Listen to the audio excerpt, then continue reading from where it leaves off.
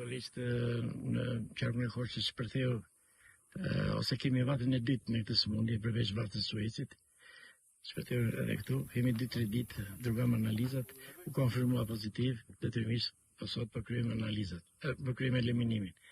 Ndodhemi në fshatin Shkodrës të komunës Livornikut, bashkia Maliq. Do eliminojnë gati 190 plehë të imta, dele dhe. Gjatë 2 ditëve kemi edhe 20 ngordhje, të cilat do groposin dje.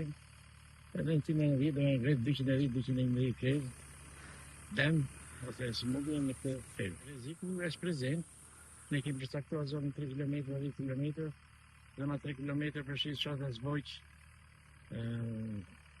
Novosel, Symiz, Këmthekër dhe Shkozë.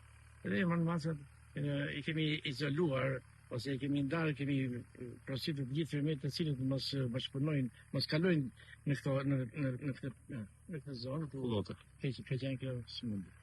Në dijes, pas dje në mëngjes, edhe erdhi që dje ajo, përgjigja sot mëngjes, sot fillon me eliminimin. Po të tjera? Në tjera kemi nuk ke se sapo na shpashu, do marrim sipas planit kontingjentit do marrim në të tjera për konfirmim. Ose nëse kemi dyshime, pa këto ligje tani s'kemi dyshime. Mos i blini kafshë na origjinën që nuk i dinje. Mos i lëvizni kafshët na ferma juaj në një fermë tjetër. Mos ndjeni kafshën trek dhe mos merrni kafshën trek. Lejohet vetëm kafshët që kalojnë në sektore. Detyrimisht duke u kontrolluar në vetënëri. Po është një lajm i trisht, të shpresojmë që të jetë e para dhe e vetme.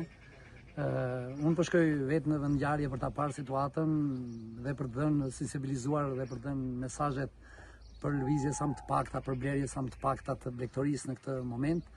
Edhe të shpresojmë që kjo mos hapet në zona të tjera. Kjo është një zonë që mban delen, mban dhinë, edhe vetë komuniteti këtyre zonave mbahet me këto bakti, dhe të shpresojmë që dëmet jenë sa më të pakta, edhe patjetër ne si pushtet lokal besoj qeveria do të ketë mbështetje maksimale për të gjitha rastet. Po patjetër ne qëndrojmë në komunikim të vazhdueshëm, pothuajse çdo ditë me Ministrinë e Bujqësisë, me zëvendës ministrin që mbulon këtë sektor, me prefektin e qarkut, me të gjitha instancat, me shërbimin veterinar.